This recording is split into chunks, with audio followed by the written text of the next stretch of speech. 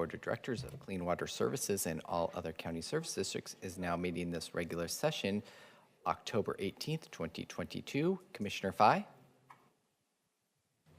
Here. Commissioner Treese? Here. Vice Chair Willie? Here. Chair Harrington? Here. And I'll announce that Commissioner Rogers is excused for today.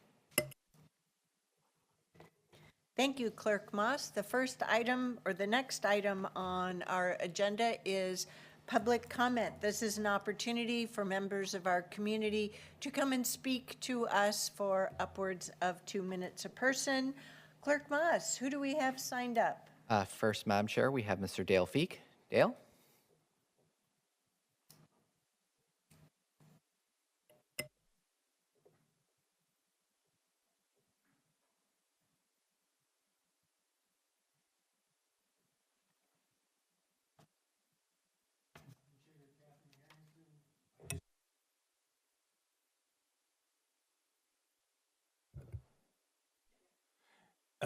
Nafisa Faye and Pam Treese. I'm Dale Feek, Chair of the Washington County Citizen Action Network. At the County Commission work session October 11th, Chair Harrington asked me what I thought about the new Washington County website. I said I didn't have an opinion since I had not used it much. I spent some time exploring it. During my exploration, I came across Ms. Tanya Angie's 10-minute roundtable, August 5th, 2021 presentation about the design in the future, building a leading-edge, mission-focused organization. Ms. Angie ended her presentation quoting Maya Angelou, "Do the best you can till you know better, then when you know better, do better." The communication officer, I don't see a timer here, but Phillips Branford wrote in the website, "The Board of Commissioners recently appointed Tanya Angie to serve as county administrator beginning August 24th, 2020. The appointment comes after a 6-month national search involving 60 candidates." Chair Harrington said, "Tanya comes to Washington County with a demonstrated commitment to equality, equity, and inclusion, and a data-driven approach to making the most of limited resources for community benefit. After a national search with exceptional candidates, it was her managerial experience and values-driven approach to local government that set her apart. The full Board of Commissioners looks forward to seeing your commitment to organizational excellence will transform the Washington County organization as we work to meet the evolving needs of the diverse community." I remember you, Ms. Angie, saying that you had expertise in website design. I don't remember where, but I remember you saying it. At the top of the new county website, it states, "Following a multi-year developmental process, we are pleased to share our redesigned website that represents a digital gateway to a variety of services and information. We value feedback and invite your suggestions and comments." I printed a bunch of stuff. In my little stuff here, I said ad-lib. There I got a minute. Well, maybe I can ad-lib. I got a minute left. Wow, okay. So anyway.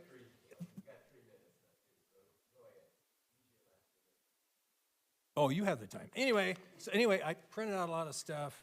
I'm sharing it with different people, and I'll share it more with you in a written comment, okay? And so, in particular, I want to talk about the Local Emergency Planning Committee, which I'm now an official member of that, and I want that on the website too, anyway. Mark Twain quoted in the New Hampshire Union Leader, he said, "Patriotism is supporting your country, county, all the time, but your government only when it deserves it. You as county commissioners and you county administrator, Ms. Angie, and your support team are true patriots because Washington County government deserves it." Thank you. Thank you, Mr. Feek, and good of you to join us here in the auditorium. Clerk Moss, do we have anyone else? Yes, also in the room we have Jamie Dunphy.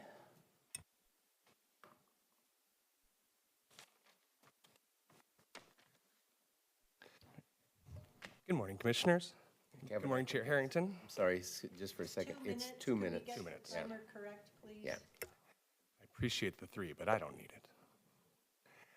Good morning, Chair Harrington and Commissioners. My name is Jamie Dunphy, and I'm with the American Cancer Society Cancer Action Network. I'm here to urge you all to unanimously support the appealing the decision to overturn Oregon's only law ending the sale of menthol cigarettes and all other flavored tobacco products. Almost exactly a year ago, this body showed unparalleled leadership, being the first in the country to end the sale of all flavored tobacco products.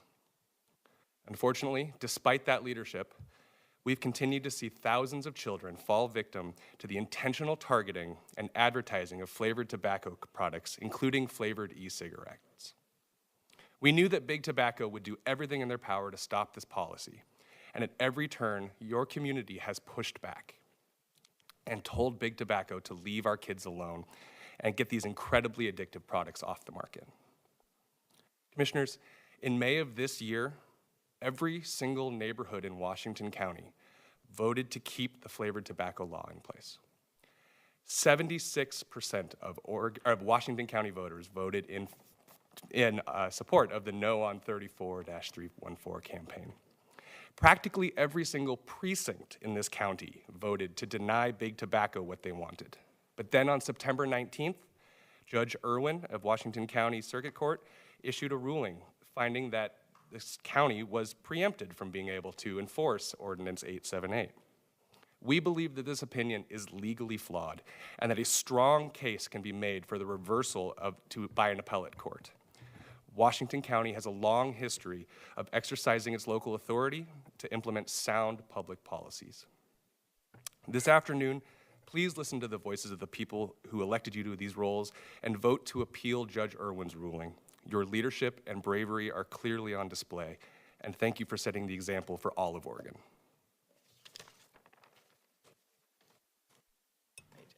Is there anyone else in the room that missed the testimony sign up? Okay, not seeing any. We'll go to Zoom where we have Jenny Bond first up. Ms. Bond, can you hear us? Ms. Bond, can you unmute if you're there? Okay, looks like she's having some issues, so we will move to Keith, and I apologize, Dubinvich. Keith, are you there? Can you hear us? Yes, I can hear you, and thank you, Clerk Moss. It's Dubanovich. Chair Harrington, Commissioners, my name is Keith Dubanovich, and I'm an attorney in Portland with Stoll Byrne.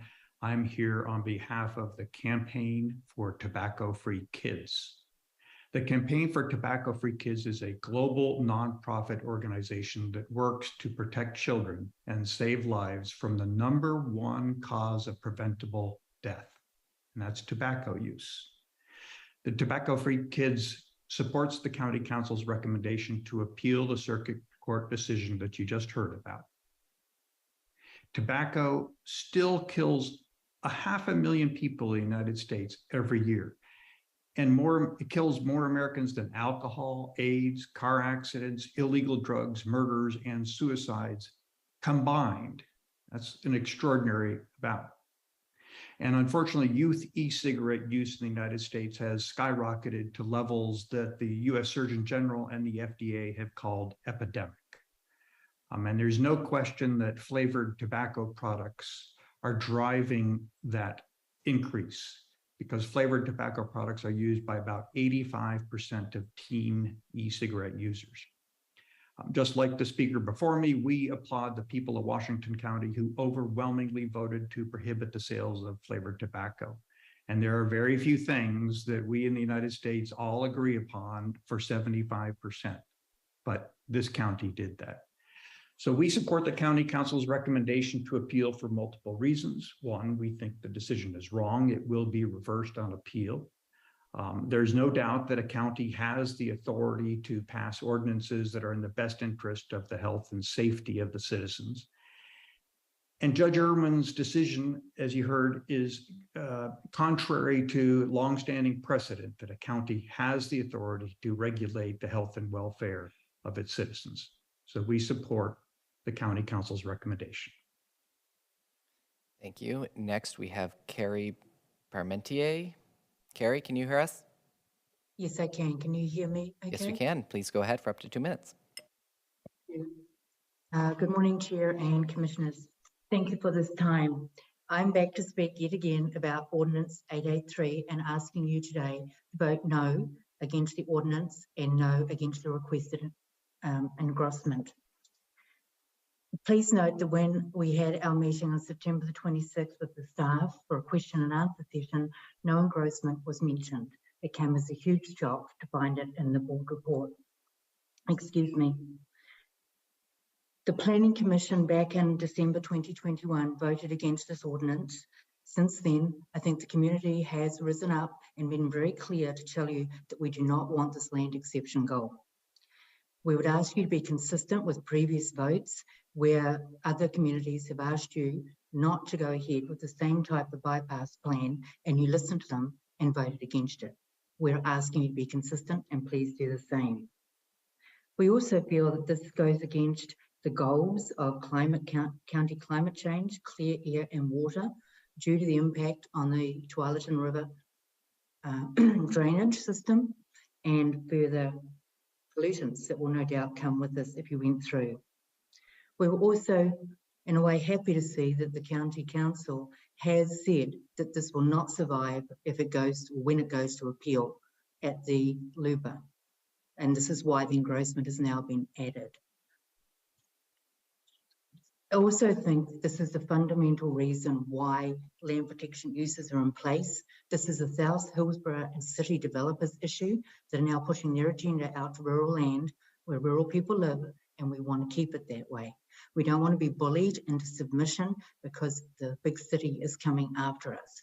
The land exception goals are there for this reason. Please protect us. Thank you. Thank you. Next, we have Brett Morgan. Brett, can you hear us? I can you hear me? Yes, we can. Please go ahead for up to 2 minutes. Thank you, members of the Board of Commissioners and Chair Harrington, for allowing me to speak today. For the record, my name is Brett Morgan, and I work as the Transportation Policy Manager for 1000 Friends of Oregon. I'm sure you've been hearing a lot from us and other folks who have been tracking ordinances 883 and 882 for the better part of a year now. And today, we're asking that you please vote no on Ordinance 883 and the accompanying engrossment. Why are we concerned about this, and specifically, why are we asking you to vote no on the engrossment? First of all, the engrossment, which changes it from a transportation system plan update, a TSP update, to a study refinement area, does little to assuage the fundamental concerns that we've raised about this project, particularly the impacts to regional growth, impacts to farm operations, and impacts to the natural areas that exist on the edge of our urban growth boundaries. I spent some time looking into study refinement areas and other examples I could find statewide excuse me, of statewide efforts to use this tool. I looked at examples from McMinnville, Bend, Eugene, and Forest Grove, and I've never seen a study refinement area used in such a specific context, nor in most circumstances when I looked at study refinement areas, they were used generally to facilitate a bigger community conversation. We also, to the point that Carrie just made, feel like it skirts land use law. When we specifically look at the goal, when we change it from a study refinement area to a TSP amendment and the accompanying 882 amendment that may come into the urban growth boundary in the future, basically what the planning staff would be able to do is advance the ordinance with no land use goal exceptions and not engaging in the land use process, which seems contrary to the very nature of why we set out. In addition, we've heard from planning staff directly and engagement from community members that planning staff doesn't lose ordinances and therefore they should just come along on this process. I think if you're going to have an honest conversation about where we are today, the solution lays with you and the Board of Commissioners, because you set the direction for the rest of the county and what you want growth and management to look like. I sincerely hope that you can vote no on these ordinances, the accompanying engrossment, and we stand ready to participate in a larger conversation and a larger table about what growth in Southwest Washington County looks like, but it shouldn't look like this. Thank you. Thank you. We'll go back and try Jenny Bond one more time. Jenny, can you hear us?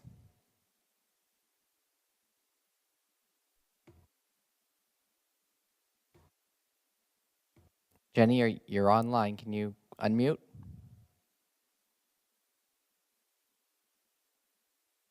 Yes, hi, I apologize for that snag on my end. Yes, at this time, I am just submitting repeat testimony. I actually submitted testimony orally and in writing back in May and June of this year. And I know several other citizens of the county have also submitted testimony. Specifically, what we're asking is the county to consider an amendment to Title VI of the Washington County Code to prohibit retail sales of puppies, kittens, and rabbits from retail establishments. This is a movement that's being fostered by local and national animal humane organizations. As far as I know, we haven't gotten any follow-up from the county or any response to any of our testimony.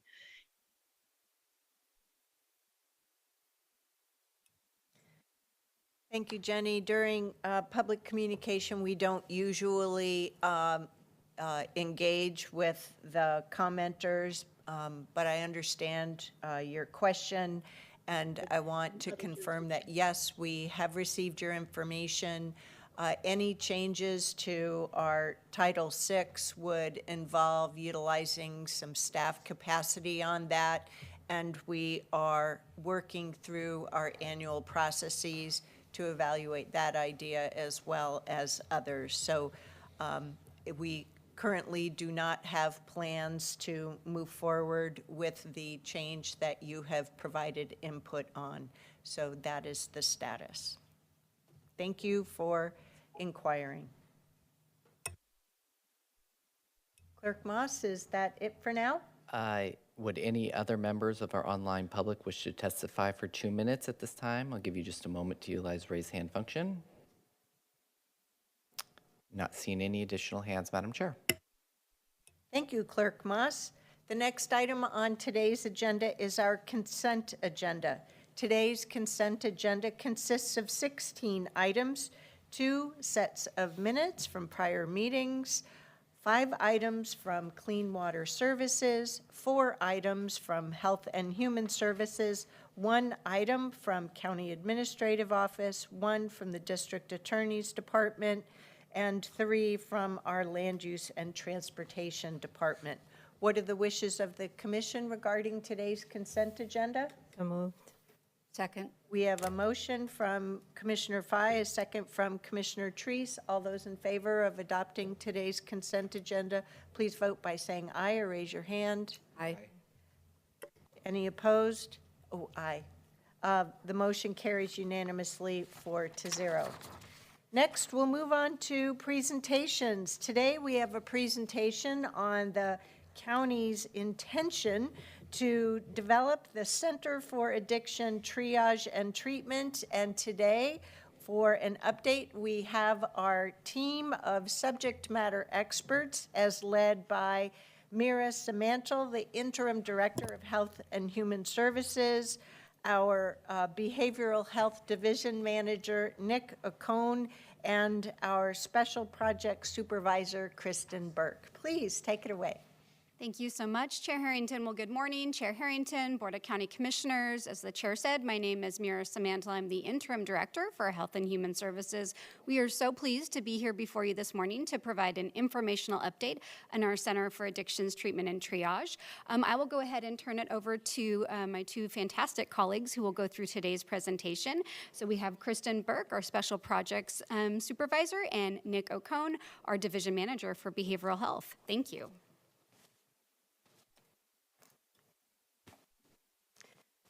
Good morning, Chair, Commissioners. We're very pleased to be here today and provide an update on how we're doing with the CAT, also known as the Center for Addictions Triage and Treatment.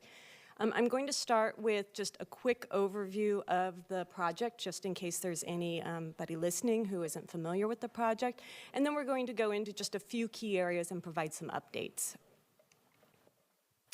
So what is the CAT? The CAT is a project that we've been working on for about 3 years now, and it's really to create infrastructure, treatment infrastructure for problematic substance use. Our county is lacking in that, which I'll go into in just a second. And so we've really done a convening process of learning from our community members about what our community needs and really building a program around that.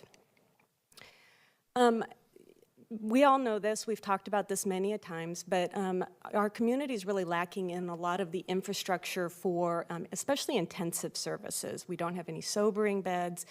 We don't have any withdrawal management beds that are publicly funded. And what this means is that our community members either have to leave the community to get treatment or they don't get treatment. And so there's a lot of impacts from untreated substance use in our community, which you can see there. So the concept really is to create a comprehensive center that really integrates a lot of different types of care all in a single program to provide really rapidly accessible care to all of our community members. The goal is really to fill those gaps in our system and then also co-locate a lot of supports that really help a person be successful in their journey of recovery. Just in the last couple of weeks, a report came out that was published by Portland State University and Oregon Health Sciences University, and it was really a statewide analysis of our system of care for substance use treatment. And that analysis really confirmed what we already knew. We had done a data analysis at the very beginning of this project. This report was much more extensive and really highlighted just how anemic our system is in supporting our community members with problematic substance use. For Washington County, it's particularly bad. In fact, we're second to last in the state in terms of lack of resources in our community. And the report really highlighted that in Washington County, we have about a 75% gap, especially in those intensive services. I picked out just a few of the key areas, and these are areas that the CAP program will be addressing. So we're really happy to have that report really highlight that not only is the need there, but we're addressing the need with this project.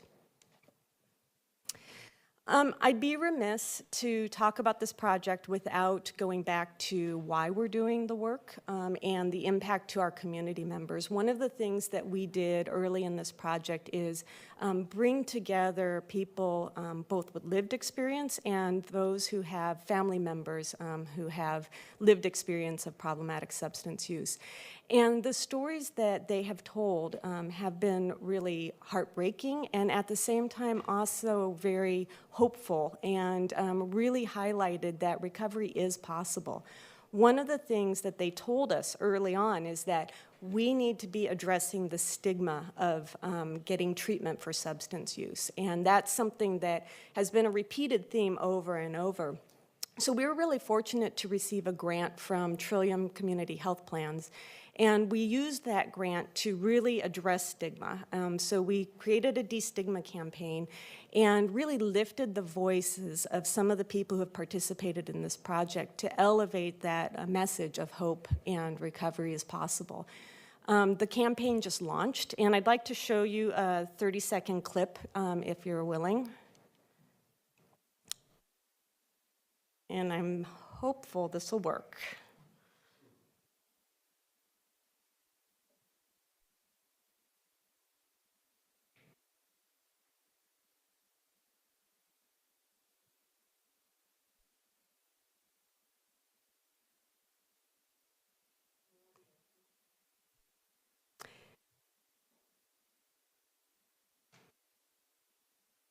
Well, I can certainly share the links to all the videos that were created, and I can share that after this meeting. So, but we're really just so fortunate to have all these wonderful community members who have come forward and been willing to share their voices and really try to address the stigma around getting treatment. And so, the messages are all very positive and very uplifting, and so I do hope that you'll enjoy them.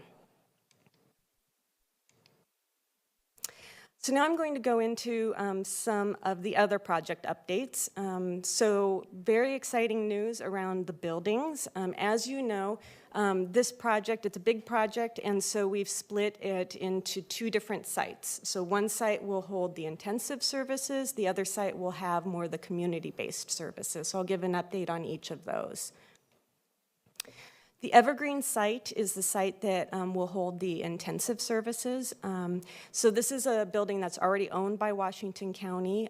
It's currently about 24,000 square feet, and we'll need to expand it in order to fit all the services. The project really has we're planning on having 86 beds of treatment, and so this is the site that people will check into and receive treatment for a period of time. It could be a few hours, it could be up to several weeks, and we'll have different intensities of services in this building. Our early renovation estimates were about $12 million. We will be refining that as we go through the design phase. So in order to expand the building, we're going to need to either go up or out, or some combination of up and out. And so this is just a really early rendering of one of the designs that our architects are trying to put together. And so this is probably not what it's going to be, but it's just one of those ideas that we have of either going up or going out or some combination of the two. But we're really excited. The architects are working really hard at this point in putting all the services into the building and determining how it can work. So we should have design concepts within the next 2 weeks. And so we're really just very excited to see the progress going forward on that. The other building is the Elam Young site, and this is the really exciting news. We closed on this building yesterday, got keys. Yes, it was really great to have facilities come immediately yesterday and start working on changing the locks and all those sorts of things, figuring out how to maintain the building during the time while we're in the design phase. So this is the building that's going to be more of a service mall, and so we'll have a lot of different organizations sharing this building, with it really being kind of a one-stop shop where people can come in and get lots of different levels of support all in this one building. It's very exciting. We have an early renovation estimate of about $12 million. Again, that's going to be refined as we go forward with the design phase. This slide is just some of our early concepts. And again, this is not what it's going to ultimately end up being, but I put this up here because I just wanted to show that it's the kind of cool factor of being able to have all these different organizations sharing a space and centrally located together down a corridor. And so it's just, like I said, it's kind of a cool way of looking at it and really thinking about how a community member can access a lot of different services in a single building. So with that, I'm going to now pass this over to my colleague, and he will talk about the finances. Chair Harrington, good morning, commissioners. Kristen got to talk about this program that we're so excited about, and I just wanted to run through a couple of slides talking about how we're hoping to be able to fund this. As Kristen mentioned in her slides, we had listed the building costs and the renovation costs for to lift this program up, and we're looking at about a $41 million price tag to develop this program as far as capital expenses. As you can see in this slide, that includes a $3.8 million contingency that we have worked in as well. Currently to date, we have $38.6 million of assets secured, so we're looking at about a $2.6 million gap right now between what the estimated cost to lift this program up is going to be and the funds that we currently have. That said, we're in active conversations with our partners at different health plans and systems and are actively looking at different ways to close that gap. We're excited about the conversations and partnerships that we're having, and we're feeling like we're in a really good place today to be able to close that gap in advance of running into the end of the funds that we currently have.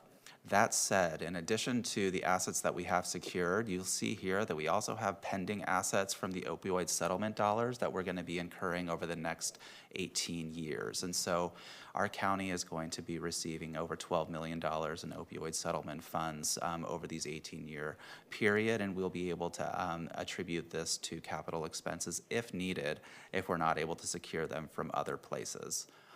That said, in the next slide, which I control, we're really hoping to secure and hold on to these opioid settlement dollars as much as possible in order to maintain ongoing program stability and operating expenses going forward. This slide really outlines some of the key financial strategies that we are working toward today and that we're going to be working toward over the next couple of years of program development. As I mentioned, we are already working with health systems actively to develop partnerships around closing the gap, and we're also going to be continuing to look at different grant opportunities that are coming up over the next couple of years to see how this project fits and to see what kind of funding we could be bringing to our community to lift it off. In addition to the capital strategy that we've been developing, Kristen and I and our administrative services team worked actively with our CFO, Greg Munn, to develop a 5-year pro forma to really look at both what we need to launch the program off and looking at the opioid settlement dollars, lease revenue that we would be receiving from our providers to develop a 5-year operating plan strategy. And so we have that plan in draft, and he's feeling really confident that we're in a good shape as well, not just to lift the project off, but to also be sustaining it during the initial years of program launch.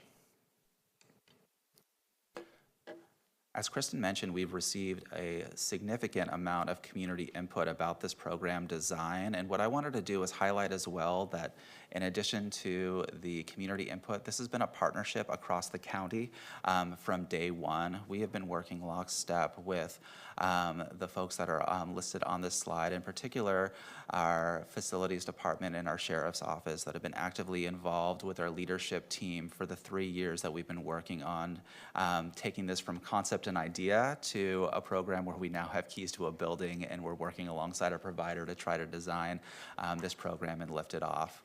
In addition to the folks that have been actually actively involved in our leadership team, we also have had members of these other offices that have been actively involved with our steering committee. Thank you, Chair Harrington, also for participating in our steering committee. And we've been partnering, well, like I said, with the county all along the way. Finally, I wanted to talk a little bit about where we're at related to estimated timeline. Obviously, we wish that these dates were sooner and that this program was coming online sooner, but we also know in order to launch a program that's going to really meet community need that we need to do it with intention and that that's going to take some time. And so right now we're in the process of finalizing the purchase of our building. We have one in hand and we're actively working on the acquisition of the other building as well. We're also working actively with our architect partners with Holst Designs. They have been fantastic to work with, and we're working on the initial design of these programs as well. Our hope is to complete design of these buildings and projects by the summer or fall of 2023 and to start breaking ground in 2024. As far as opening up services, we're hoping by the end of 2024 to have services in our community services building open and then to look at spring of 2025 for the detox and residential portion of the intensive services building. As I said, we want this to come as quick as anybody else, but there's a lot of work to be done, and it's really been exciting work to continue these partnerships as we're working on bringing this project across the finish line. That concludes our presentation today. We're absolutely available for questions, comments that any of you might have, and I really appreciate your time today. Commissioners, any comments or questions for our team today? I just want to say thank you so much for the work. This is so community driven in terms of need, and the response has been really well done, and I really appreciate the cooperation, the collaboration across the county and with our community at large. So thank you. I've heard really good things, including from Kaiser Permanente, from Senator Wyden, and others about this project. So great work. Thank you. Commissioner Fye?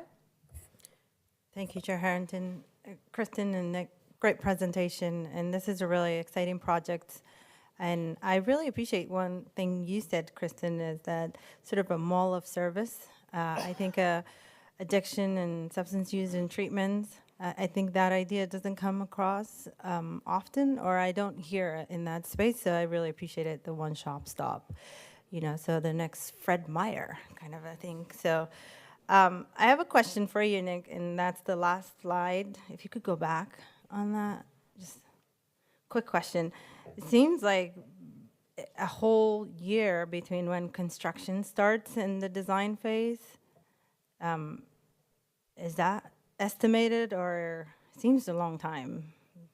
It is a long time. I'm going to defer to Kristen since she's been working so closely with our architects during this initial design. Yeah, we understand that permitting alone will take about 6 months, and so that's a big piece of it. And then the other piece of that will be securing the contractor, going through a procurement process, all that sort of thing. So all that said, we are working closely with the architects to try and trim as much off of the time as possible. So they're aware, and facilities is really committed to anywhere we can find time savings, we will. But we also wanted to be realistic. So this is our attempt at being realistic with the goal of trying to shave off as much time wherever we can. Okay, thank you. Some of the, the mall idea for all these services, you think culturally specific, community-based organizations? I didn't see, the slide you showed was really busy. I liked it, though. It really sent the message. But I didn't see culturally specific organization spaces available or dedicated, but. Thank you for asking that. No, we didn't put that in. It's tough to figure out what to include and what not. But we are actually right now just about ready to publish a letter of interest for trying to find a provider for the outpatient space in that kind of treatment mall, if you will. And we have specifically prioritized a culturally specific outpatient service provider as the first priority. After that priority, if we can't find somebody that is culturally specific, then we would look at a culturally responsive treatment provider.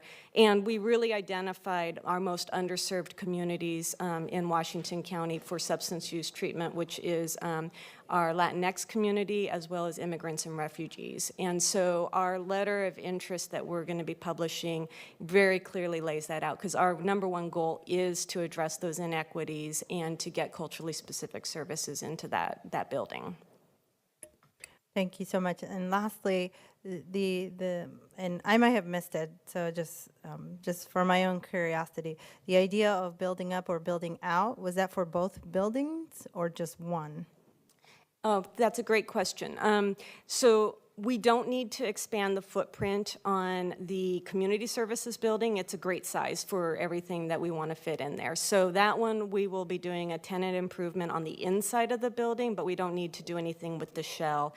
It's the intensive services building that's too small as it currently exists, so we'll be expanding that building. And so that's where we need to figure out if we're going to go up or out in order to expand and fit all the services. Thank you both.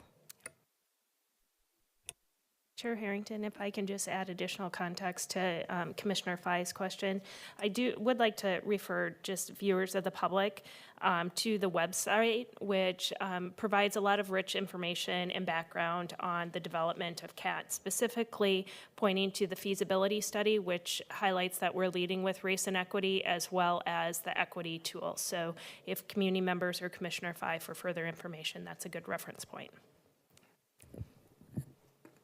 Commissioner Willie? Yeah, just thank you for the presentation and congratulations on closing on the certainly on that building. And it is kind of interestingly visionary that you did bifurcate those services, because it's my understanding that the Elam Young facility would not allow for overnight.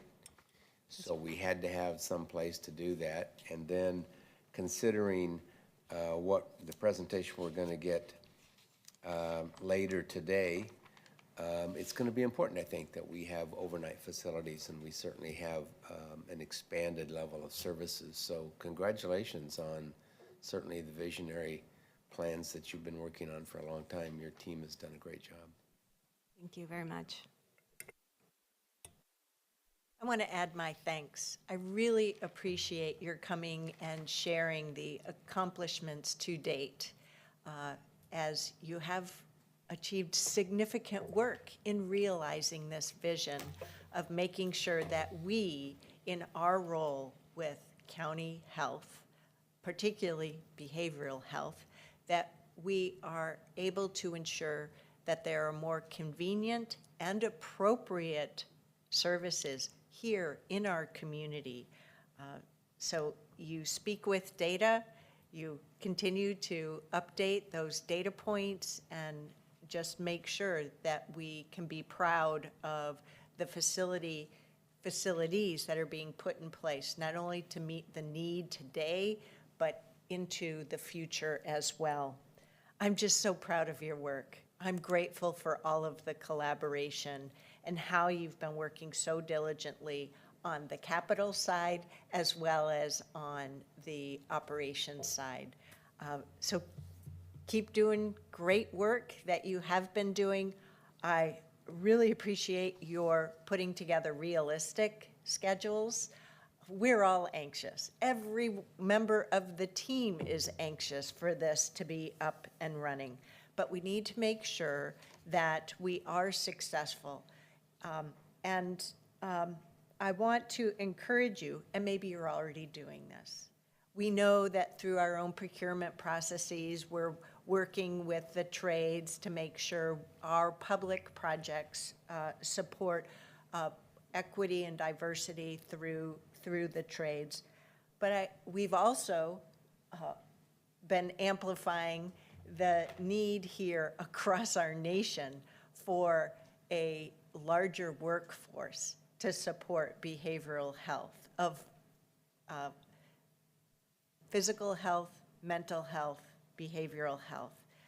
We were doing it again last night with the new PCC president. So I hope that with the opening of these two facilities in that 24-25 timeframe, that will be a beacon of light for folks who are pursuing their education, their licensure, and accreditation for the level of expertise that is involved with treating community members. So you know where we are, and to the extent that our voice and the connection of our government relations team can help problem solve this, we're here to keep cheering you on, to keep speaking to our community about this important need. So thank you very much for giving us this great update.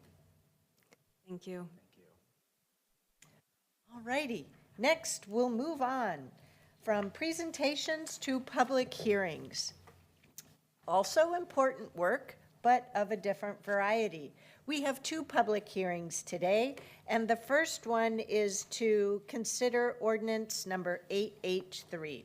So I would first like to ask the commissioners for a motion to read ordinance 883 by title only. So moved. Second. All those in favor, please vote by saying aye or raise your hand. Aye. Any opposed? The motion carries unanimously 4-0. Mr. Carr. Thank you, Chair Harrington. Ordinance 883, an ordinance amending the transportation system plan element of the comprehensive plan relating to the future extension of Cornelius Pass roadway. So we'll turn it over to our staff for a staff report, please. Ms. Wardell. Thank you, Chair Harrington and members of the Board of Commissioners. My name is Erin Wardell. I'm the Interim Planning and Development Services Manager in Land Use and Transportation, and with me is Steve Kelly, Senior Transportation Planner. Do we have our slideshow?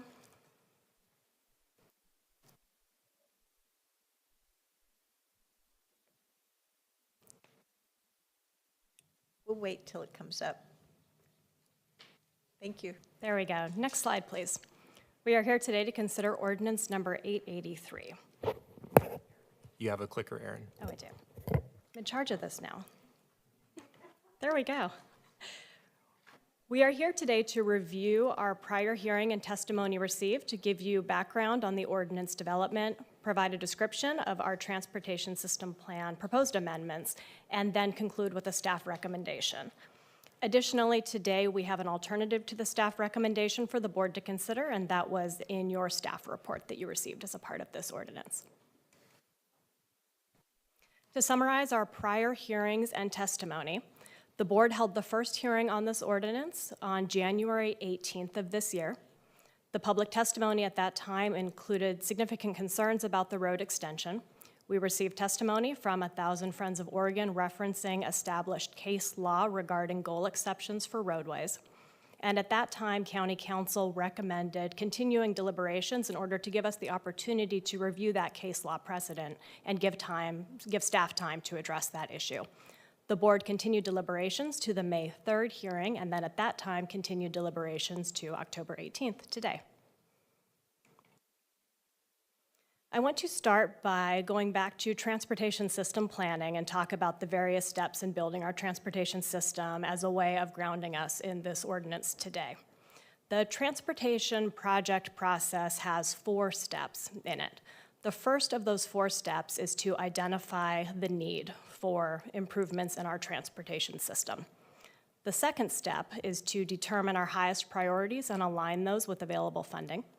The third step is to move forward with design and engineering alternatives, and then the fourth step is design and construction of a new transportation facility.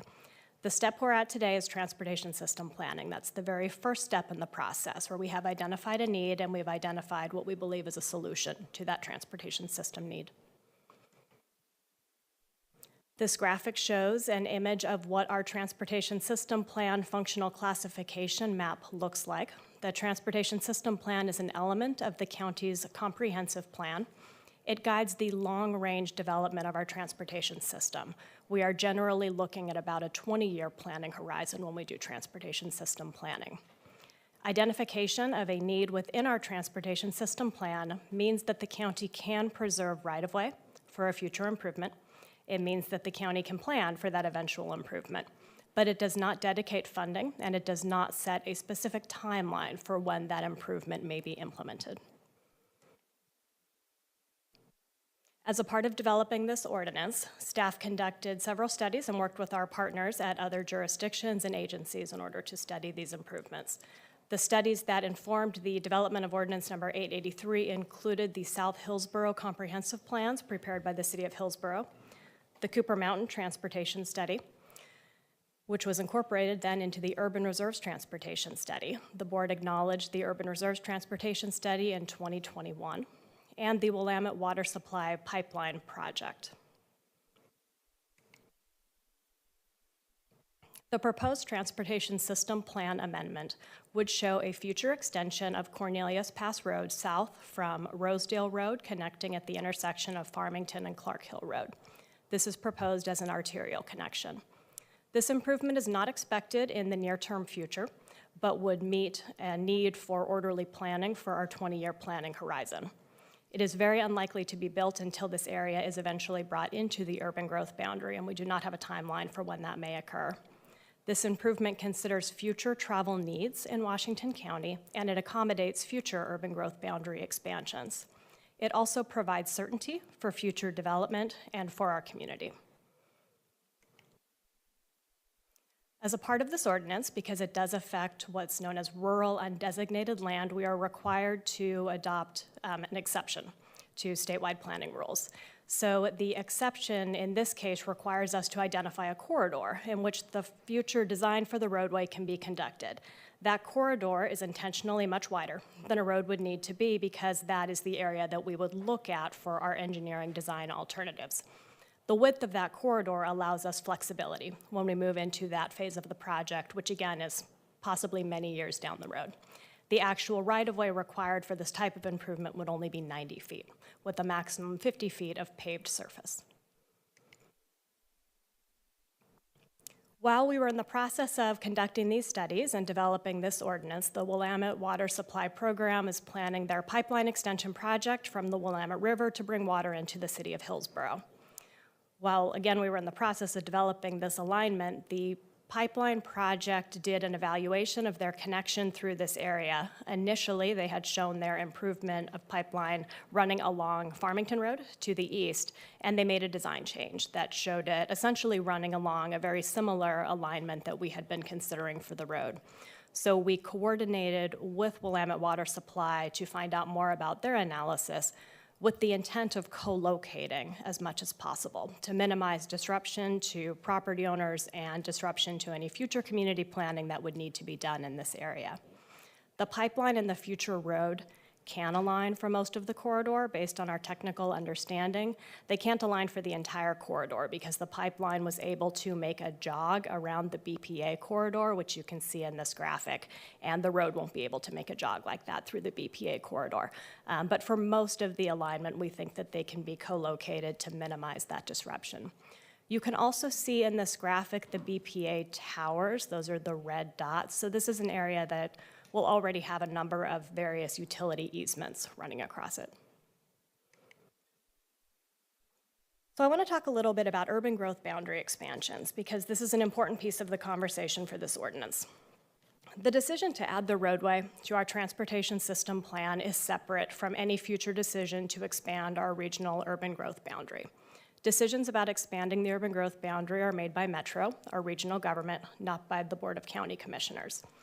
This land is designated as rural undesignated or rural no reserve. That means that this area cannot be added to the regional urban growth boundary until 75% of the urban reserves that were designated in 2014 have been added to our urban growth boundary. To date, we've added 32% of those reserves. There's another 6% currently pending Metro's decision for the for the River Terrace 2.0 expansion area proposed by City of Tigard. So we're still quite a bit away from the 75% threshold. We would need to add a significant number of the rest of our urban reserves before we get up near that and would be able to consider adding this undesignated area. This next slide talks about the community engagement that we've conducted as a part of this ordinance. The studies that led to the development of this ordinance included extensive community engagement with a variety of community members, organizations, and agency representatives. We also conducted our statutorily required ordinance notification. Additionally, while individual property notices were not required for this particular type of ordinance, staff took that extra step of doing individual property owner notices to any property owner who may be affected by this extension or within a buffer area on either side. We then invited those community members to 2 separate listening sessions with staff, and the most recent of those occurred last month. So we had an opportunity to hear from community members at that time. And we summarized that second meeting in the staff report that you have for the meeting today. As a part of developing Ordinance 883, we did consider alternatives. The alternatives analysis considered alternative modes: bicycling, walking, demand management, traffic management, and transit. We considered improvements to existing facilities, and that would be 209th Avenue, Grabhorn Road, Clark Hill, Farmington, and others, essentially building out our already planned system. And then we considered alternative connection locations. So these next slides talk a little bit more and graphically show what those alternatives look like. The first alternative considered was an eastward extension of Cornelius Pass Road to a new intersection at Farmington Road, near where the Baker Rock Quarry is today. The second alternative was that eastward extension to an intersection of Farmington Road, plus improvements to Farmington Road down to the intersection with Clark Hill Road. And then the third alternative is what we filed in the ordinance, which is a direct extension of Cornelius Pass Road from the future intersection at Rosedale Road to the intersection of Farmington Road and Clark Hill Road. This slide shows a comparison of the positives and negatives of each of these alternatives that we evaluated. For the shorter extension to Farmington Road, we had the least amount of impact on rural land. There was no impact to the Riggs Road residences, and it was the least expensive. The shorter extension to Farmington plus improvements to Farmington Road also had no impact on Riggs Road residences. And then the extension to Farmington Road at Clark Hill Road had the most connectivity benefit. The potential long-term mobility benefits were the highest of the alternatives considered. It resulted in less out-of-direction travel and more connectivity, and it co-located for much of the Willamette water supply pipeline corridor. Now, the negatives of each of those alternatives are that for the shortest extension to Farmington Road, it creates a less direct connection, resulted in the least connectivity benefits, It adds out-of-direction traffic to Farmington Road. And we didn't feel that this was feasible, even though it was the least expensive, because we think we would need to implement Alternative 2, which would include those improvements along Farmington Road. Once we add in the improvements in Farmington Road, it becomes very similar in cost to Alternative number 3, the extension straight down from Farmington, at Farmington and Clark Hill, which does have the highest impact on Riggs Road residences and is the most expensive of the alternatives. So this slide summarizes those positives and negatives. As a review of those alternatives, improvements within the urban growth boundary do not provide adequate connectivity or serve our long-term mobility needs, again, thinking out in that 20-year planning horizon. The pedestrian and bike-only solutions do not address connectivity or mobility goals of the adopted transportation plans, and transit solutions are not possible without an existing roadway. The extensions that connect to Farmington Road further east have lower benefits, meaning they provide less connectivity, similar costs, and they still impact private property owners and farm uses. I want to talk a little bit about the engrossment that staff have proposed, and I think there may have been some confusion about this engrossment. 1,000 Friends testified at the initial board hearing. We conducted a review of the case law that had been brought up into the record at that time. That was a very recent case that had happened during the time that we were conducting our studies and making development of this ordinance. When we filed the ordinance, we filed an amendment to our functional classification map to add a future arterial, and the exceptions corridor proposed to be added to a map. Just the line work, no additional technical information. The additional technical information was all contained within our staff report. Based on the review of that case law precedent, what happened in that case is that LUBA said, adopting just the line is not enough, you also need to adopt that technical information. So staff, as a part of this engrossment, are proposing that we do just that. We keep the lines as we filed in the ordinance, but we also adopt the technical information that was contained in the initial staff report. We're not introducing new information that wasn't shared previously. We're elevating that information and adopting it into our planning documents. So the engrossment would then address that established case law, and we think make this a more robust ordinance amending our transportation system plan. Additionally, we would incorporate the regional roadway spacing standard into our transportation system plan, and that's what this graphic is showing here. This is a part of our connectivity goal, and it helps graphically display the connectivity that we're trying to achieve. We are also proposing for the board today an alternative engrossment option, and this is described in your staff report for today. What we would propose is that rather than adopting the line showing the future arterial connection or the exceptions corridor, instead the board could designate what's called a refinement area. This is a broad area that shows a need for a future transportation solution, but does not identify specifically what that improvement would be. It would continue to identify that we have identified a long-term need for some kind of improvement in this area. It does not require an exception from state planning goals in order to adopt this. It also does require a future ordinance if we wanted to designate the specific line. So we would have to come back to the board in order to adopt the line before we could move forward with the funding and the construction of a future improvement. This is essentially a flag for our community, for staff, for future commissioners, that this is an area where we've identified the need for further study. We already have refinement areas within our transportation system plan. We actually have 11 of them. If you are looking for more information about refinement areas, you don't need to go looking around the state of Oregon. We have 11 within our existing transportation system plan. These are commonly used in this kind of an example where you know that you have a need, but you're just not quite sure how to resolve that need. You're expecting some future changes to be made. Maybe you just want to be able to take a look at this in 10 years or 15 years. So this documents the work that we have done and allows us to conduct future study when that timing is appropriate. The refinement area policy language in our existing transportation system plan reads, Objective 7.2, identify as refinement areas where new arterial or collector connections or other improvements are necessary but the specific location, mode, and/or function has not yet been determined.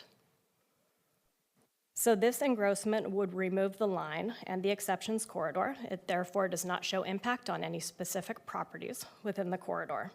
It would document the studies that got us here today and the community engagement that we've done. It would provide transparency for the community that further study may be done in this area and that this area may change as the urban reserves are gradually added to the urban growth boundary. It would provide a flag to staff doing development review to take a closer look at future provision of transportation in this area. While the area is currently rural undesignated, there are types of development that are allowed in that, and that could include something like a school, it could include a church, it could include a large food processing or farming type of facility. And so this would be a flag for our development review planners to look at those applications a little bit closer. And as I said, this would require a future TSP ordinance before a line could be added. On the slide before you, you're seeing an example of the 185th Avenue Extension Refinement Area. Earlier this year, the board considered an option to replace this refinement area with a specific line based on technical analysis the county staff had done through actually the same studies that led us to Ordinance 883. Earlier this year, the board directed staff to engross that line out of that proposed ordinance, Ordinance 881, and leave the refinement area in place. This was an acknowledgement of community member concerns that it was a little bit too early, perhaps, to designate that line at this time, and we were waiting on some other planning activities to conclude. So this potential option before the board is very consistent with the decision that you made earlier this year. And again, we have 11 of these in our transportation system plan. They're not all for new roads. For example, TV Highway is designated as a refinement corridor for the entire length. And that's an indicator for staff that we need to continue doing planning work for TV Highway, but it does not prescribe any specific improvements, allowing us the flexibility to be responsive to existing needs and planning studies. So with that, our staff recommendation today is for the board to deliberate on the proposed ordinance. The staff recommendation remains to order engrossment reflecting the changes shown in attachment A of the staff report. That is to engross the ordinance with the additional technical information and keep the designation of the future arterial connection. However, we also have the alternative engrossment proposed for you today, which would remove the lines and instead designate the refinement area for further study. Staff then recommend that the board continue the hearing for the engrossed ordinance to February 28th and March 7th for the 2 engrossment hearings, and direct staff to provide notice as required. And here is our contact information. Thank you. Thank you. Commissioners, do you have any questions or comments? Well, I like this, and I appreciate certainly the meeting that we had previously to explain this, how it works, the refinement area. I think that's a much better plan of action than specifically designing where that road's going to go way in advance of when it's actually going to happen. So I think this is a good result. Thank you. Other commissioners? Yes, Chair Harrington. Aaron, great presentation, and thank you. This has been an interesting ordinance conversation to be part of. We've heard a lot of testimony from the community on this ordinance and also 8882. Although staff has made efforts to reach out and even host a meeting a few weeks ago, it is clear that the community, they feel that they are left out of this process, as they have expressed, and they say that they have been uninformed. So with that, I have 4 questions I prepared. My staff and I have been really busy with this ordinance to try to field all the questions, all the concerns that are coming to us, and all the meeting requests that's been happening. So bear with me. Question number 1. What is the likelihood that changing this from a TSP, and for those who are listening, TSP is the Transportation System Plan, amendment to a studied refinement will change the alignment of the road? And then second part of that question one is to just be blunt, are we kicking the can down the road? So in either case, this is an amendment to our transportation system plan. So the refinement area would be designated within our transportation system plan. As far as the likelihood of the staff's proposed line work being changed, I really don't know, and that's part of the benefit of designating the refinement area. It gives us the opportunity in the future to revisit the technical work that we did at this time and consider maybe it's 10 years from now and state planning rules have changed significantly, or maybe 10 years from now we have alternative modes that we need to consider more than we have in the past. And so it is very possible that the alignment would change going into the future based on some of these other external factors that we don't yet know about. But I can't say that with certainty because I just don't know. Okay, thank you. And then the second question is, if we vote for the engrossment, does it go back to the Planning Commission? And if yes, how are we expecting the Planning Commission to help make decisions with a steady refinement area? Direction of engrossment does not automatically go back to the Planning Commission. It would instead come back to the board for 2 additional hearings. Okay. Could you clarify? In the future, in order to have to go from an area to a line, would such an ordinance to create the adopt line? to create a line? That would be a new ordinance, yes, and that would go to the Planning Commission, yes. Okay. And then with that question, we're still on question 2. Can you give us an example of how a steady refinement areas have been used in Oregon and how the outcomes have they brought? Sorry.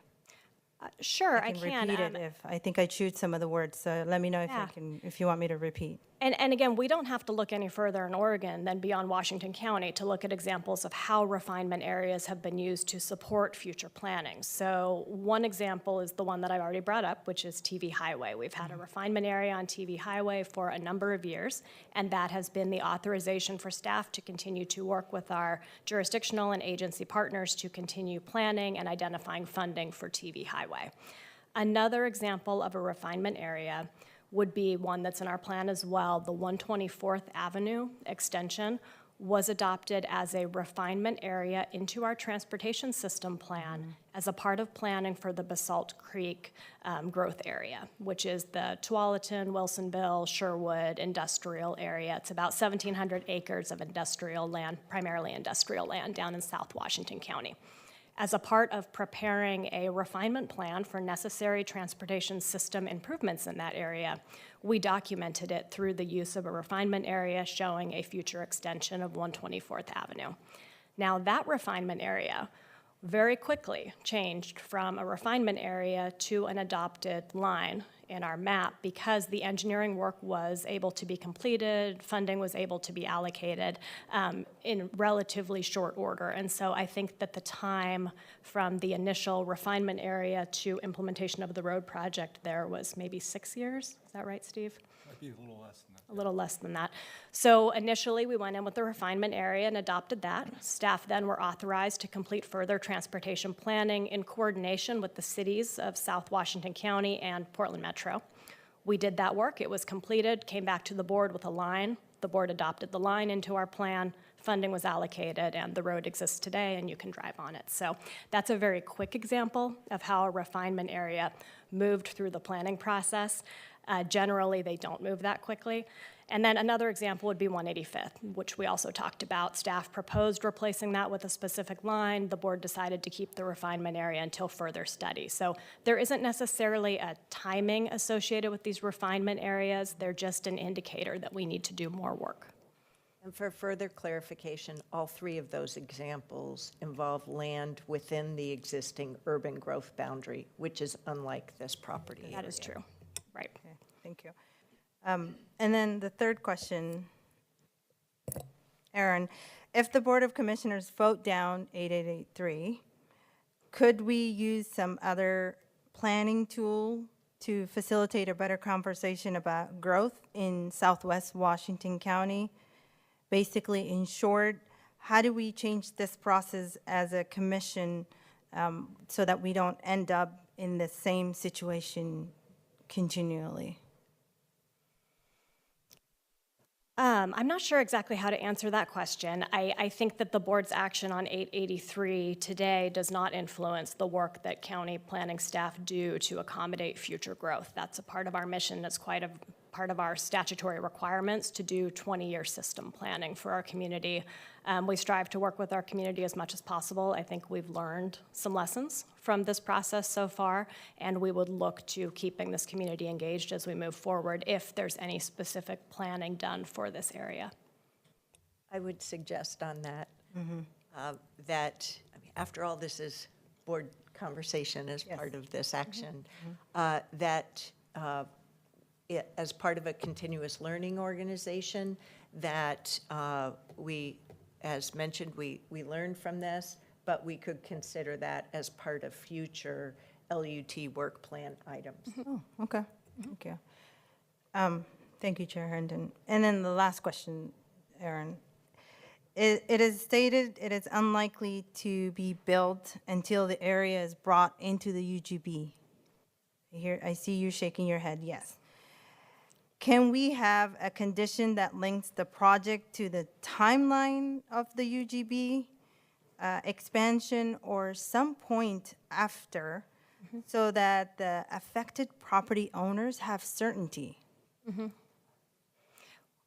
We could do that, and so depending on which direction the board would like to direct staff, if we move in the direction of the proposed alternative B, which is the refinement area, when we add the words describing this refinement area, we could include some language about further study and consideration of a specific alignment will not be considered until some point when I would include some additional words around planning for inclusion in the urban growth boundary, because we don't want to wait until it comes into the urban growth boundary to do the planning. We like to be a little bit ahead of that. And so I think we could include some language around deferring the decision on an alignment until the area is being planned for inclusion or a city is preparing a concept plan for inclusion. So I think we can come up with some language for that. Thank you, Chair Herndon. That's all my questions. Commissioner Treese, do you have any questions or comments? No, but I do want to say that I appreciate the work. I appreciate the continued focus on making sure that we have options. Thank you. Thank you. I do have some questions and comments. So back on slide 10, where you referred to the current proposal before the Metro Council for an out-of-cycle UGB expansion, what we know today is that the COO has made a recommendation to the Metro Council to proceed with a UGB swap. So am I correct in understanding that that line could say 0 to 6%? It's interesting. I had that exact same thought when I was reading the slide and I was trying to recalculate in my head really quickly. But I believe the way the legislation is written is that it applies to Washington County's reserves. So since the COO's recommendation is to take land from Clackamas County's urban growth boundary, I think the math still works for Washington County's urban reserves. Okay. But we can confirm that. I'm not sure that by law that changes Metro's decision-making, and they have adopted policy with the other counties that they will not consider the expansion into undesignated lands until 75% of the reserves are used region-wide. So, and there could be some Metro policy different from HB 4078, House Bill 4078, yes, which is what we were reacting to in this staff report. It wasn't done consistent for consistency. But we've got a ways to go, right? Yep, That's the outcome of this. Absolutely. Thank you. Okay, so to my comments then. I think it's very clear that this area is not in the urban growth boundary, and I want to thank the team for doing this work, including investigating different options and alternatives. You've been very thorough in your work, and I appreciate that. My comments and my decision-making in no way detract from the work of the staff in this agency. And my comments of today will not surprise them at all, because in briefings with staff, they have heard my interest, which I'll represent in a moment, as it relates to their new slide 20 in today's presentation, with the 185th extension changing from a study area to a line for the TSP that is a area that has been in the urban growth boundary for quite some time. So just to cut to the chase first, and then I'll come back to it, I will be voting no on all of these options and alternatives. And the reason for that is that this land is not in the existing urban growth boundary, and I believe we should move forward with using the travel corridors that already exist within the urban growth boundary. As mentioned on slide 17, this is a 20-year planning horizon. We know through our work here in Washington County that we have an incredible backlog of transportation investments within our communities, within the existing urban growth boundary. Adopting a line or a service area, adopting any option that preserves the county's ability to purchase right-of-way involves money that may very well be taken from that focus of building out a safe and complete transportation system for all users, of travel users here in our community. So I believe that voting no will ensure that we continue to be focused in improving the communities that we have today and those urban reserves that we have to serve us well for an additional up to 30 years. I don't see the need for us to continue to put pressure on ourselves through our own work plan for our resource-constrained land use and transportation department. So that's where I stand. I do appreciate the work that staff has put in to develop the alternatives and trying to offer, at least me, the opportunity for a yes. But sadly, because this land is outside of the UGB and outside of urban reserves, I will not be supporting these efforts for either retaining a plan area nor for adding a line.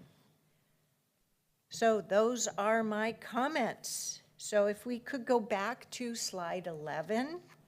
I have too many numbers written here on my cheat sheet, and nobody needs to see my chicken scratch right now.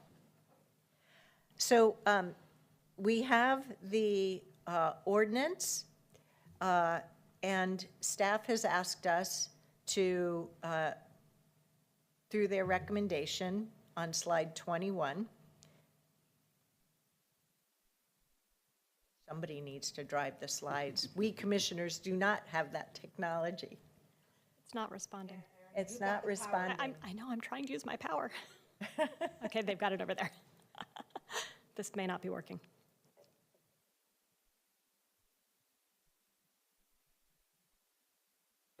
There we go. So as we can see here, we have alternatives to consider. One is taking the ordinance as is, but as staff mentioned in the previous slides, such as on 18, they would really like to have an engrossment to add the information that they've talked about. If we wish to move to an area shown on attachment A, we would also need to engross the ordinance.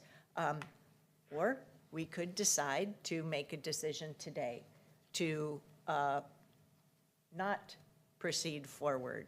So I'm not sure if the commission wishes to continue an ordinance for the information that is reflected in attachment A without attachment B or not. So if someone could just clarify how those two relate, a line or an area?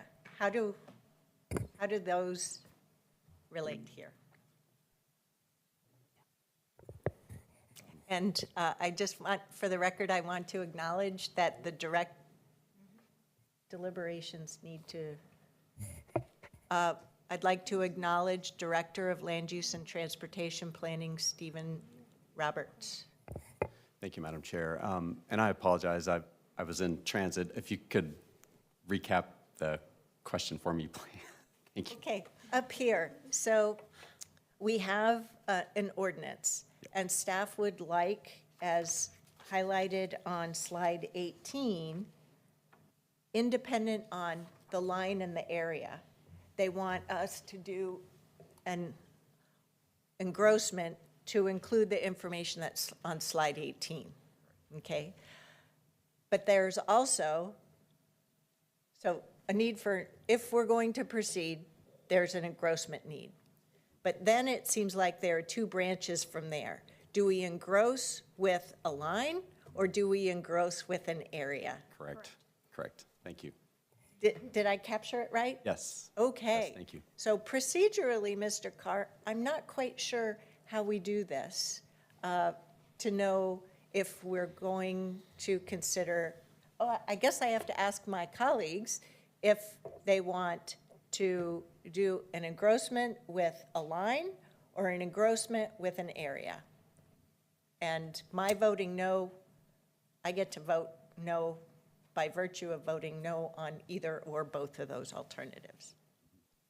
Does anybody have a question procedurally? I do, Chair Harrington, and you're really good at your job. Oh, thank But you. I think I thought there might have been another option, which is not to proceed forward. Which is that one? Voting no. No, okay.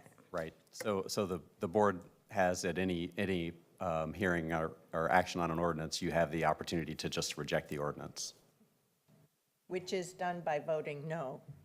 Either not having. I think we would probably need an affirmative. Thank you. Thanks for Here are waving your me options, down. and they're fairly straightforward, Chair Harrington. I appreciate the question. So you could just vote on the ordinance as proposed today. If you reject it, it fails and dies. If someone wishes to propose an engrossment, that's a motion. You would propose a motion to engross, and if that motion passed, then it would be engrossed. If no one proposes a motion after it fails on the first vote, then the ordinance dies. Yeah. But to be clear, is there the vote to engross with a line is different than an engrossment with an area? Yes, you would, that would be the content of the motion. The maker of the motion would say which option they wanted to engross with, and then you'd have a vote on that proposed engrossment. So I think I've been pretty clear. I'm not interested in any of the three options. That leaves the three of you to provide comments to one another to see what alternatives you might like to proceed with. Well, I don't, if I could, I do not want to vote on the ordinance as it currently is, so I would propose that we order an engrossment of the proposed ordinance to reflect refinement area as shown in attachment B of the staff report. Is there a second to that ordinance?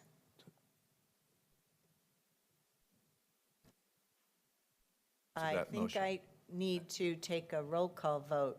No, if there's no second to a motion, the motion Just wanted fails to for lack of a second. Thank you.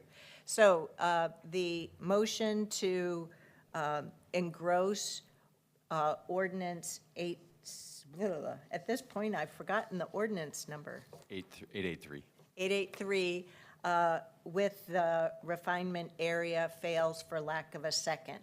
That leaves us with only two potential options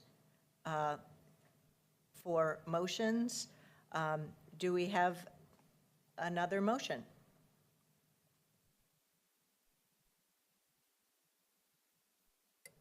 I think if we wish to reject the motion altogether, don't we need a motion in order to reject It's it? cleanest if there's a motion to approve rejected, that would reflect it, but you don't necessarily have to do that. If there's no motion to approve, then it just fails. Okay. It's not approved. I just want to make sure we have clarity, that's all. So if there's no further motions, then the ordinance just does not proceed. So I've been clear on my comments. I think Commissioner Willie was clear in his comments. And I'd just like to follow up on that, though. I have always been a believer that the staff do their work in anticipation and staying out ahead of things, trying to be visionary, and I believe that that's what we're trying to do here. I believe they have also been very communicative with this neighborhood and worked very hard to do this.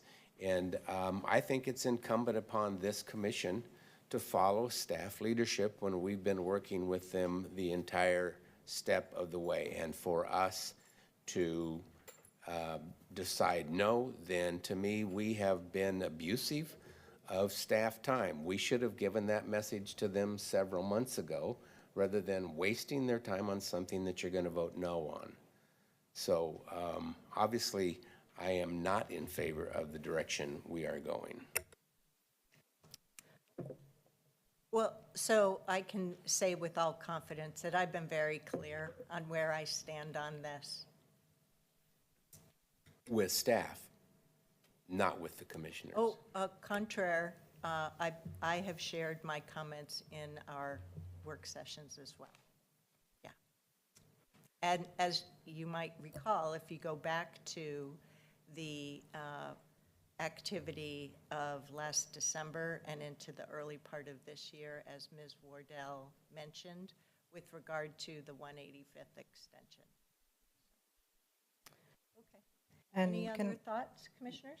Yeah, I just wanted to say, the transportation team in Washington County, you all are extraordinary staff. And, you know, we depend on your leadership and your expertise. You're the subject matter experts. But there are times when we take different paths on how we make decisions. And this is one of those times. That doesn't mean I don't respect you. I'm still going to come to you, Aaron and Stephen and everyone, to get your expertise on transportation and make the right decision for the community.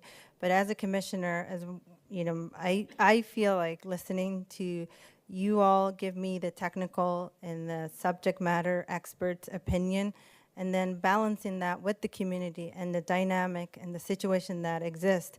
My vote is a no, but that doesn't mean I don't respect you and I don't appreciate what you do. I just want you to hear that I do appreciate your time and your mind. You have a brilliant mind, but I will be voting no on this ordinance, reasoning with aligning myself with the community.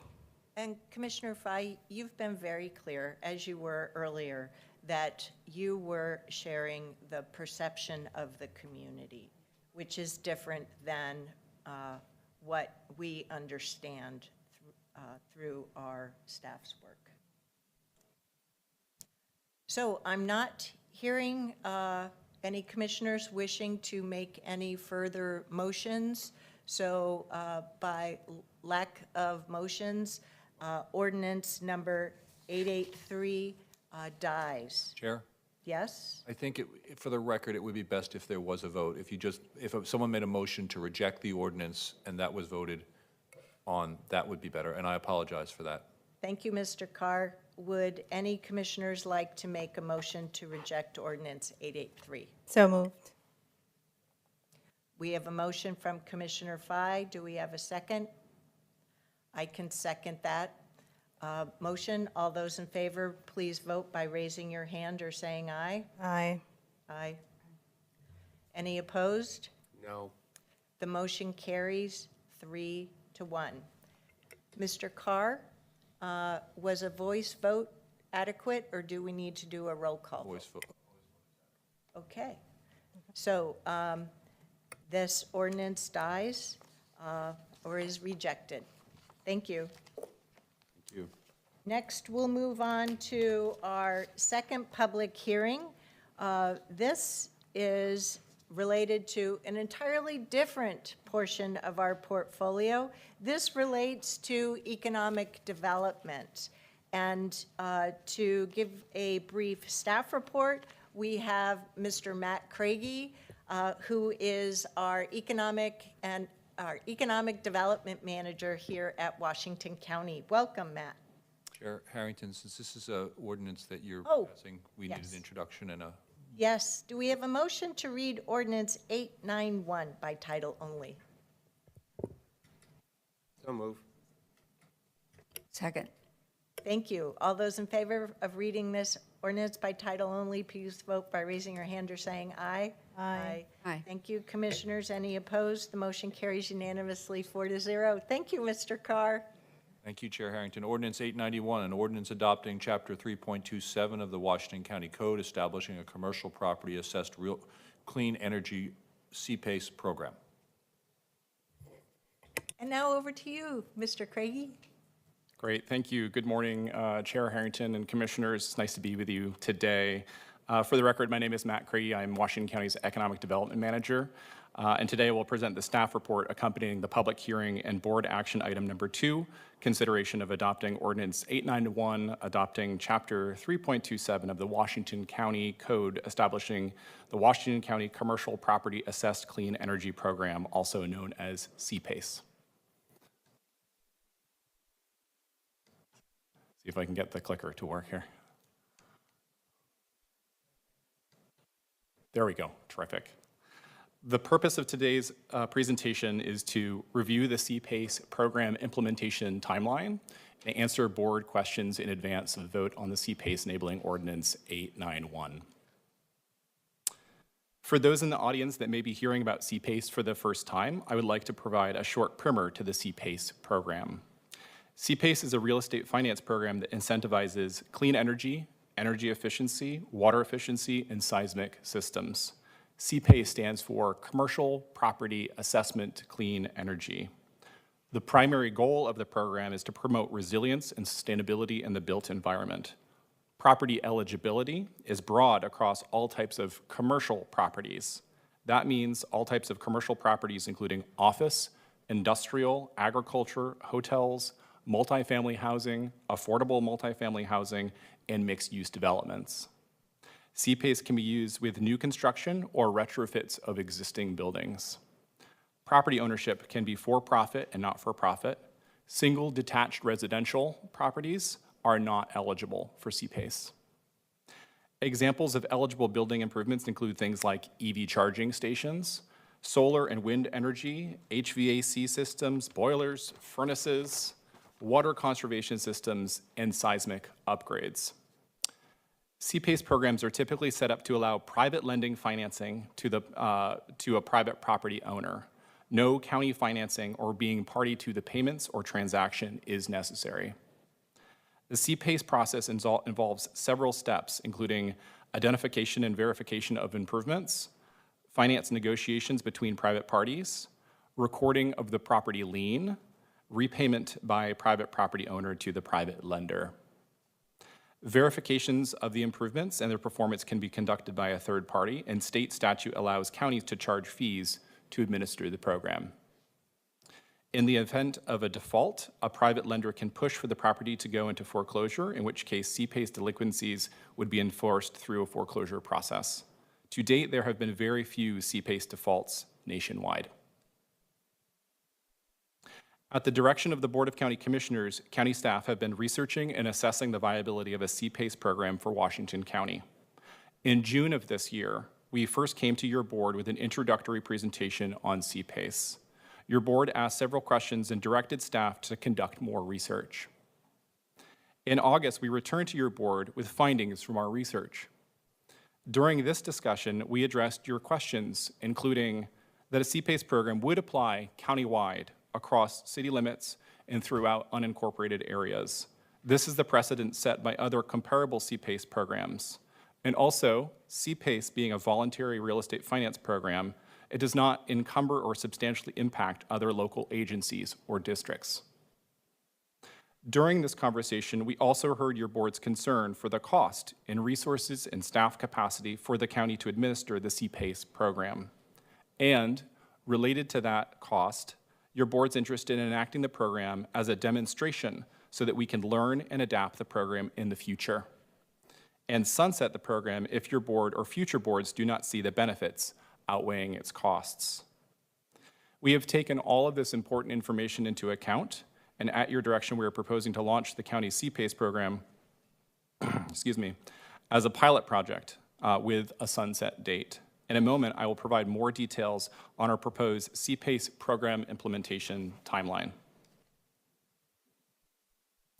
Following the August work session presentation discussion, your board directed staff to conduct outreach to local stakeholders and to pursue CPACE program implementation, including drafting of an enabling ordinance and program design and development activities. County staff have conducted outreach to a range of stakeholders, including to local city staff, including economic development, planning, and sustainability staff members, a presentation to local area mayors, to other groups, including the Partners for Sustainable Washington County Communities, to a local utility company, and to the Washington County Small Business Support Network, a new group that our economic development program is supporting that is comprised of business support organizations that work with the diverse communities of Washington County. We have also been conducting one-on-one outreach with CPACE experts, developers, capital providers, and other counties, and to the Energy Trust of Oregon. In addition, and as mandated by Oregon statutes, we have notified by mail all water, energy, and natural gas utilities that have a presence in Washington County about Ordinance 891. During the October 4th board meeting, where the CPACE enabling Ordinance 891 was first introduced, your board voted unanimously and affirmatively to move forward. This brings us to today, the second reading of the ordinance and public hearing. Should your board vote affirmatively today for Ordinance 891, a CPACE program could go into effect as early as 30 days from now or on November 17th. I will also note in the slide that staff will be coming back to your board for a procedural amendment. The purpose of this amendment is to place within the code clear terms about the CPACE program demonstration period, evaluation period, and to include a program sunset date. This final slide illustrates the CPACE program implementation timeline. We are currently seeking to stand up the program, and this happens in two ways. First, a board-level ordinance is required to authorize staff to create the program.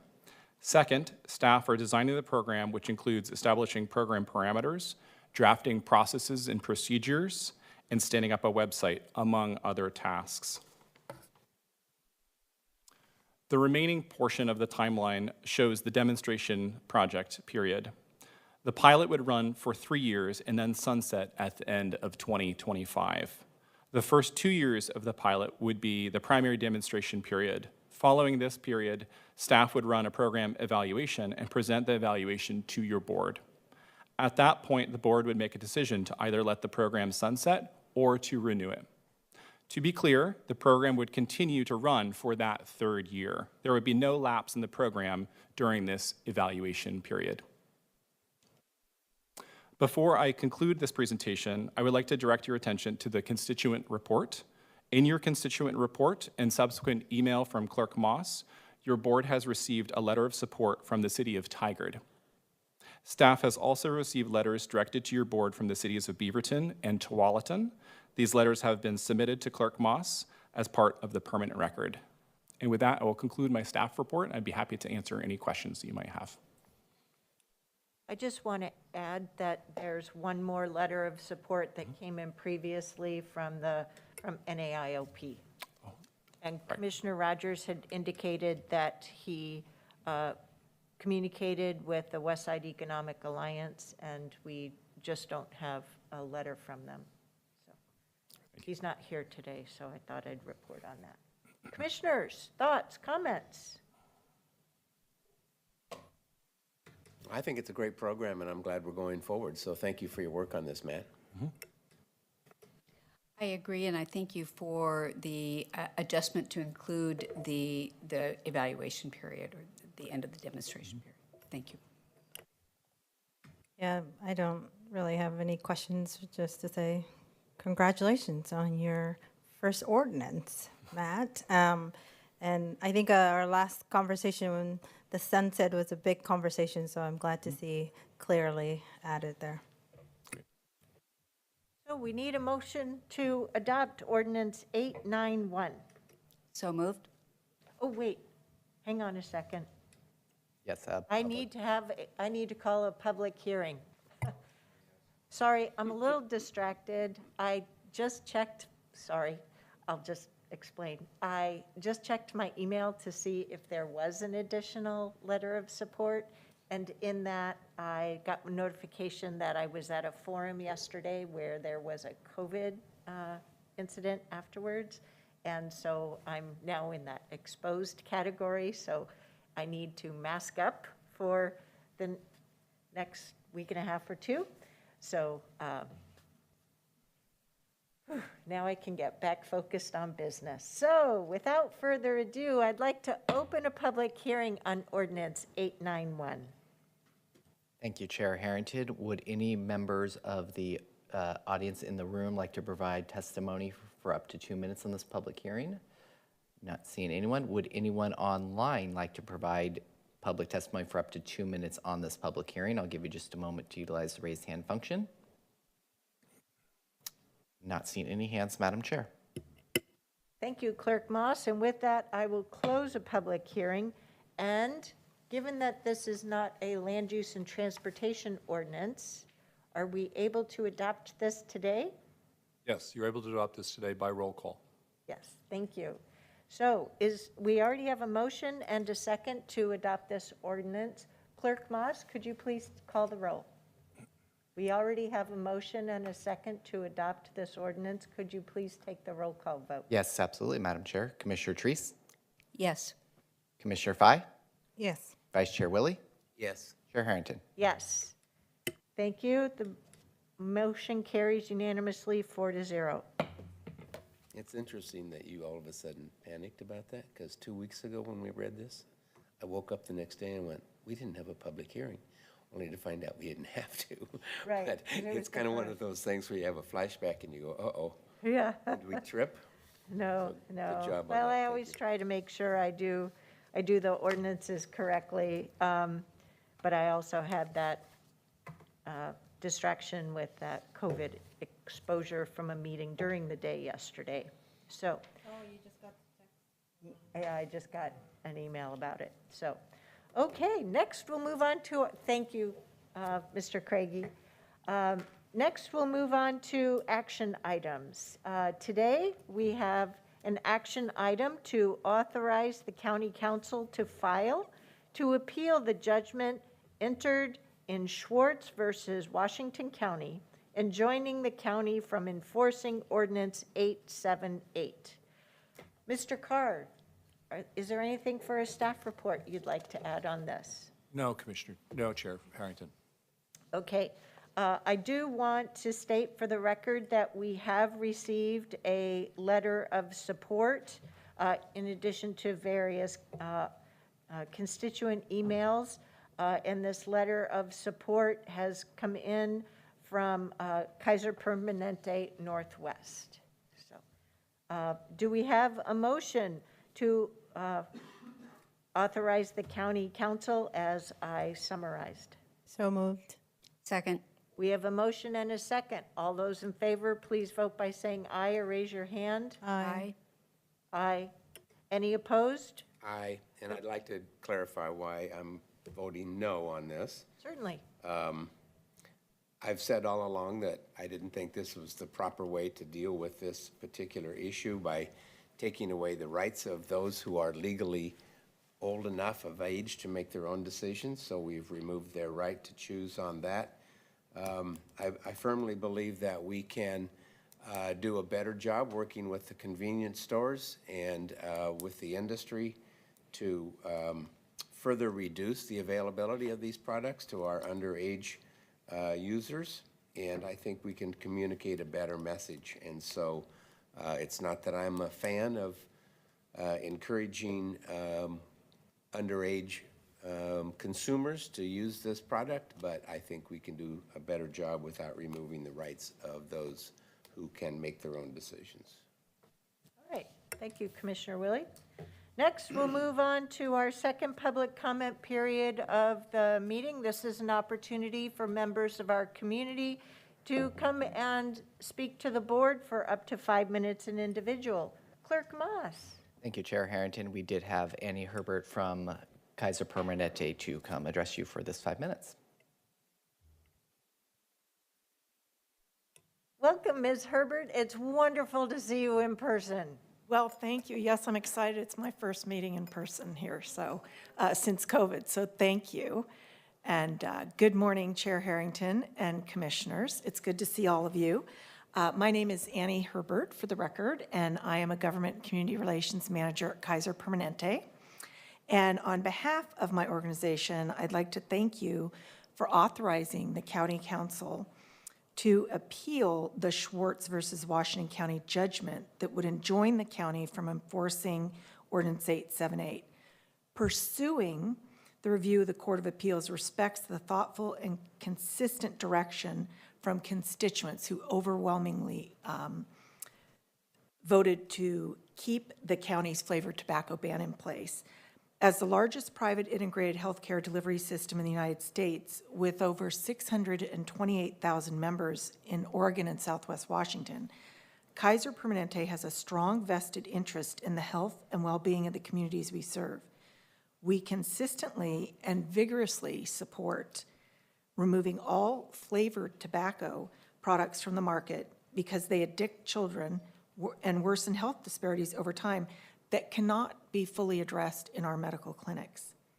We supported the County Ordinance 878, as you remember likely, and as a member of the Flavors Hooks Oregon Kids Coalition, we supported a no vote on Measure 3414. So with that, I'd like to again thank you for your vote today, and Kaiser Permanente will continue in this fight. Thank you. Clerk Moss, anyone else? Would any members of our online public via Zoom like to provide comment for up to 5 minutes on any county-related topic? I'll give you just a moment to utilize the raise hand function. Not seeing any hands, Madam Chair. Thank you, Clerk Moss. Next, we'll move to board announcements, and I'll kick it off announcing our upcoming meetings. I just can't believe we're staring down the end of the month of October already. And the forecasters tell me there is rain coming up this weekend. So between now and next Tuesday, October 25th, we may have some rain falling from the sky again. Tuesday, October 25th, we have a work session in the afternoon and a board meeting at 2 o'clock and a board meeting starting at 6:30 p.m. Then we're into the month of November. Tuesday, November 1st, we have a full suite of meetings. Our work session will start at 9 a.m. Then we'll pause that so we can have the Housing Authority Board of Directors meeting at 10.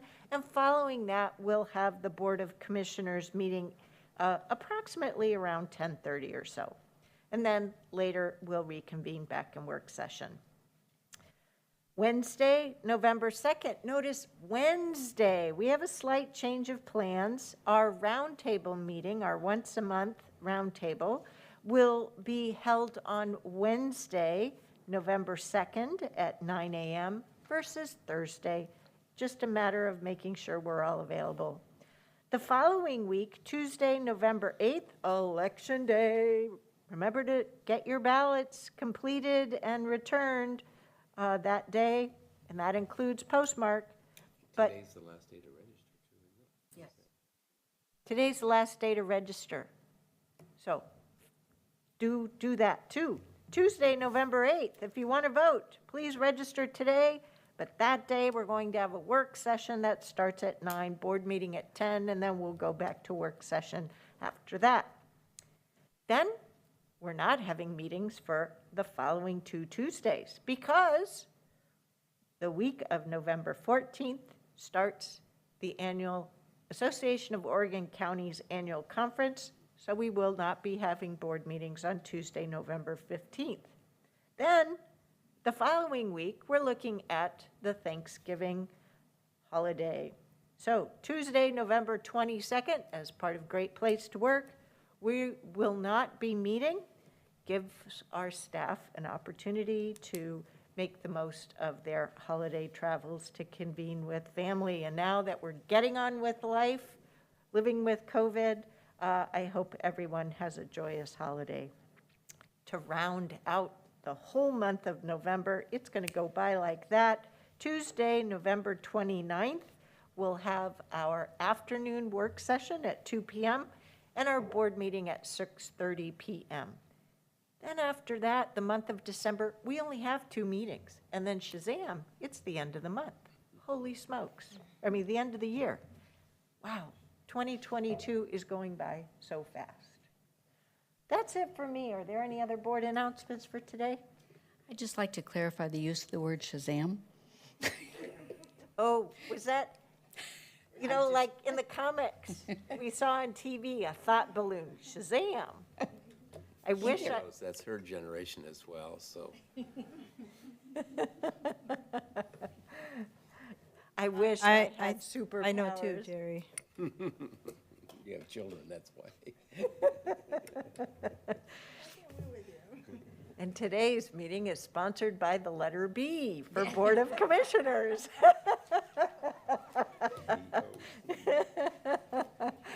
Do we have a motion to adjourn today's So move. meeting? Do we have a second? Second. All those in favor of adjourning today's Board of Commissioners meeting, please vote by saying aye or raise your hand. Thank you. Aye.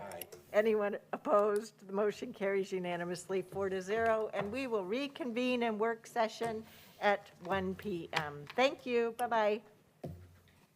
Thought maybe it was going to be brought to you by Marvel. That would have been a good